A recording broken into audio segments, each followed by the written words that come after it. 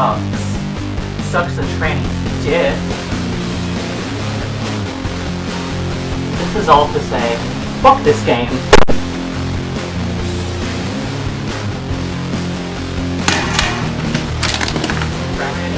Bing! Ow!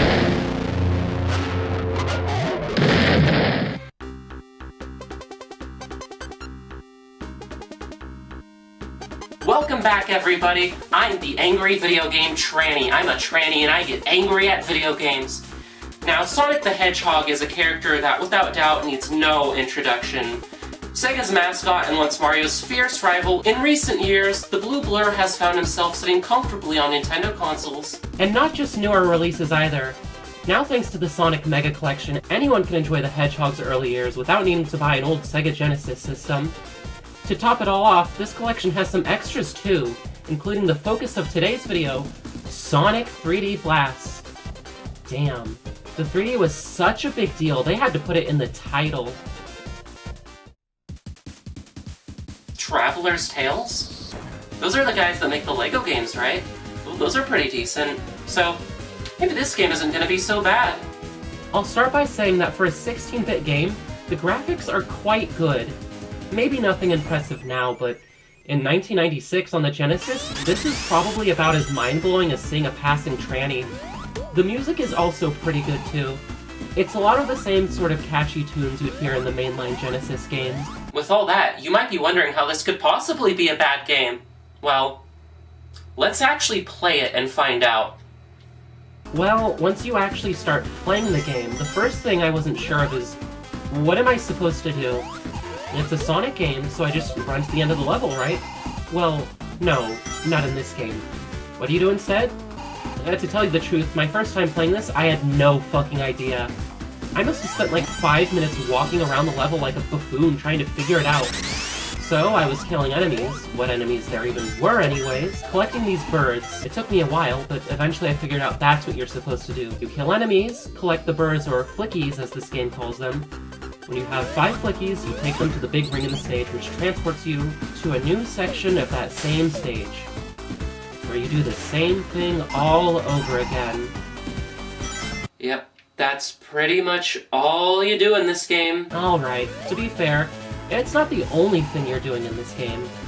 You're also collecting a certain amount of rings to take to Tails or Knuckles, so that way you can go to the special stages to get the Chaos Emeralds. What do you think happens when you go up to them and you don't have enough rings?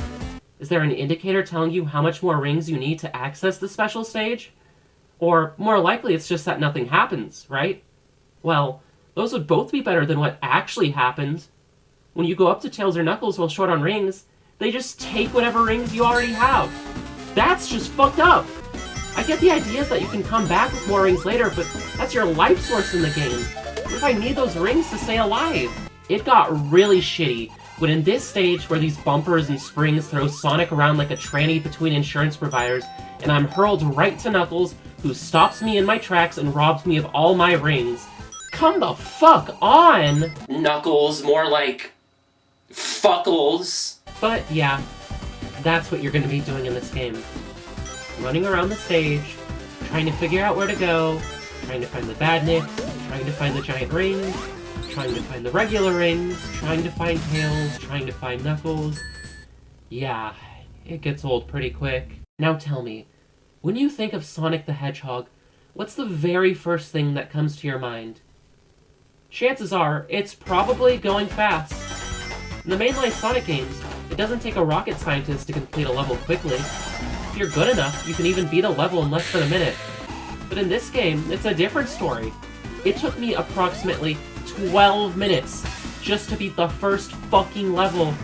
12 minutes! I can beat both Emerald Hill Zone and Chemical Plant Zone in Sonic 2 in less than that! Wasn't that the whole appeal of Sonic in the 90s, you know, blast processing and all that? I always thought it's what made those games so fun. So, why make a game where that's de-emphasized? What's the point? Hell, Sonic doesn't even feel that fast in this game. But, okay. Maybe they wanted to do something different with this game. Maybe they wanted to make a game that's less about speed and has more emphasis on careful platforming and exploring. Hell, Sonic 3's levels are meant more for exploring, and That's a good game.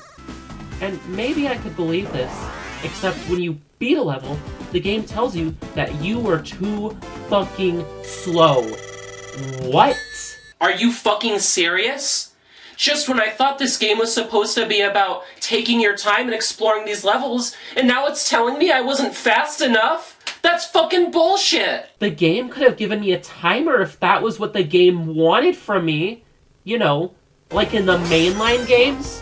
What a bucket of dicks. If the goal of the game is to kill these robots and collect the birds quickly, maybe the game could have given you an arrow telling you where to go, or maybe a radar. Maybe that defeats the point of the game. Maybe the challenge is to find the badniks in the first place. But what is this? Sonic's hide and seek? Shouldn't fighting the enemies or avoiding obstacles be the challenge in a game like this? Well, I guess I should be careful what I say, because there are challenging obstacles in this game. But not because they're cleverly designed or anything. No, it's because you have to be pixel perfect with your jumps. And the way the camera is framed, it's hard to make sure you're even getting your jump right in the first place. I lost count of how many times I jumped into a hazard without realizing, thanks to the overhead view of this game. Though, I guess that's just gonna happen anytime a series will jump to 3D. Yeah, this was basically when every game series transitioned to the third dimension. What, were you expecting a transition joke? Come on, that's too obvious even for me. It was the absolute worst in this section here. Look how far back you have to walk if you dare miss your jump.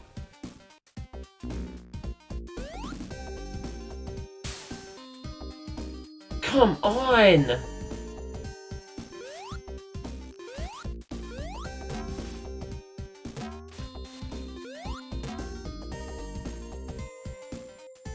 Fucking hell. Later in the same level, you've got more platforms to jump across, only this time, they fall if you stay on them too long. So, you've got this game where platforming is already enough of a headache as it is. And what does the game do? Introduce a new element that suddenly makes it worse. I mean, come on! Why would they do that? If platforming was actually manageable in this game, it'd be one thing, but now it suddenly goes from being annoying to being absolutely infuriating. Seriously, were they on meth? God, this game fucking sucks. Sucks a tranny's dick. Now, like any Sonic game, when you get hit, you lose your rings. And if you get while you have no rings, you die. But in this game, on top of that, you also lose your flickies if you get hit. Doesn't sound so bad at first, but having to manage both resources is a bitch and a half. It was this section here, in the second level, where it became a real problem. This is what pushed me to the fucking edge. Look what happens here. I get hit by these flames, I lose my rings, and my birds. So I have to collect them both. But when I collect the birds, they get hit by the flames, and then I have to grab them again. But then that means I get hit by the flames again, or the spikes, and I lose my rings and my birds. So I'm constantly grabbing one or the other. This is so fucking obnoxious. Look at this shit. In Act 2 of Spring Stadium, I got fucking jumped by these spikes that poke out of the ground. I couldn't even fucking see him at first. Then I was constantly jumping back and forth between getting the flickies and avoiding the spikes. Fuck!